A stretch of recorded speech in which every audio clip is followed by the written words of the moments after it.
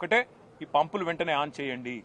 మీరు అనవసరంగా రాజకీయాల జోలికి పోయి రాజకీయంగా కేసీఆర్ గారిని బదనాం చేయాలనే ఒక చిల్లర ప్రయత్నం ఏదైతే మీరు చేస్తున్నారో ఇప్పటికే అవన్నీ కొట్టుకపోయినాయి గోదావరి వరదలో. ఇవాళ మీరు ఏమైతే అడ్డమైన మాటలు మాట్లాడినరో అవన్నీ తప్పుడు ప్రచారాలని చెప్పి ప్రజలకు అర్థమైపోయింది. అందుకే మేము అనేది, మీరు చేస్తారా పంప్ హౌజు చాలు చేస్తారా చెయ్యరా తేల్చి చెప్పండి. మీకు అసెంబ్లీ సమావేశాలు ముగిసేదాకా ఈ ప్రభుత్వానికి మేము గడువు ఇస్తున్నాం. ఆగస్టు 2కు అసెంబ్లీ సమావేశాలు ముగుస్తా ఉన్నాయి. అప్పటిదాకా ఈ ప్రభుత్వానికి, ఎందుకంటే మేము కూడా అందరం హౌజ్లో నిలదీస్తాం, రైతుల పక్షాన ప్రభుత్వాన్ని అడుగుతాం, ఎందుకు చాలు చేస్తలేరు మీరు, అవసరమైతే ప్రత్యేక చర్చ పెట్టండి. లక్షలాది ఎకరాలకు సంబంధించిన ఎకరాలకు ఆయకట్టు నీళ్ళిచ్చే ప్రాజెక్ట్ ఇది. అట్లాంటి ప్రాజెక్టును మీరు ఎందుకు ఈ రకంగా రాజకీయ కక్షతో ఎండబెడుతున్నారు, రైతులను ఎందుకు ఇబ్బంది పెడుతున్నారు, ప్రజలను ఎందుకు హింసిస్తున్నారని తప్పకుండా అసెంబ్లీలో నిలదీస్తాం. ఆగస్టు 2 దాకా వేచి చూస్తాం.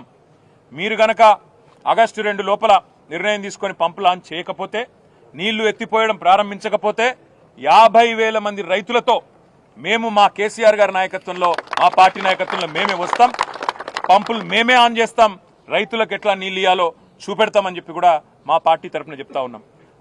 ఇంత అద్భుతమైన సిస్టమ్ రూపొందించాలంటే మరొకరికి సాధ్యం కాదు. కేసీఆర్ గారు మొత్తం తయారు చేసి మీ చేతిలో పెట్టినారు. మీరు చేయవలసిందల్లా ఒకటే, ఇవాళ ఈ పంప్ హౌజు వెంటనే నడిపితే, మేము అడిగినాం పంపులన్నీ నడుస్తున్నాయా అని అడిగినాం, ఫుల్ కెపాసిటీలో ఉన్నాయా, ఏమైనా సమస్య ఉందా అని అడిగినాం. ఏ సమస్య లేదు సార్ అన్నారు. 17 పంపులు, ఒక్కొక్కటి 40 మెగావాట్ల కెపాసిటీ పంపు అన్ని రెడీగా ఉన్నాయి. రోజుకు 2 టీఎంసీల నీళ్ళు ఇక్కడ నుంచి ఎత్తిపోయొచ్చు. నిజంగా చెప్పాలంటే ఇక్కడ నుంచి 3 టీఎంసీలు ఎత్తిపోయొచ్చు. ఈడికెళ్ళి పైదాకా 3 పోతే ఆడికెళ్ళి 2, రోజుకి 3 టీఎంసీలు ఇక్కడ నుంచి తీసుకునే సామర్థ్యం మనకుంది.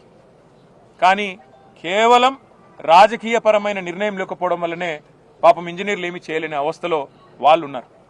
నీళ్లున్నాయి, బటన్ ఒత్తితే పంపులు నడుస్తాయి, నీళ్లు ఎంఎండీలో పడతాయి, ఎల్ఎండీలో పడతాయి, మొత్తం సిస్టమ్ అంతా. అవసరమైతే ఎస్ఆర్ఎస్పీ కూడా తీసుకుపోవచ్చు, నీళ్లు వరద కాలువ నింపొచ్చు, ఎస్ఆర్ఎస్పీ నింపొచ్చు, సింగూరు, మల్లన్న సాగరు, మన నిజాం సాగరు, మొత్తం 18 లక్షల ఎకరాలు స్థిరీకరించవచ్చు, 18 లక్షల ఎకరాలకు నీళ్లు ఇవ్వచ్చు. లేనిదల్లా రాజకీయ సంకల్పం, రాజకీయంగా కేసీఆర్ గారిని బదనాం చేయడం అనే ఒకే ఒక్క ఉద్దేశంతో ఈ పంపులు నడపడం లేదు.